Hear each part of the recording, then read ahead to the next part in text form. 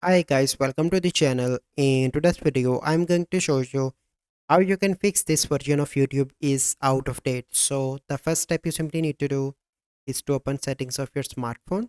Then you simply need to go into the app management and click on app list, and here you need to search for the YouTube. Click on that, and then the first step you need to click on storage and cache. The first step you need to clear cache, and after that you need to clear storage, and then you need to allow all permissions like this. So once you've done that, you simply need to go back and open Play Store and search for the YouTube, and you need to update your YouTube application. As you can see, my YouTube is up to date. Then you need to restart your smartphone and log in into your YouTube account, and after that your issue will be resolved. So this is the process.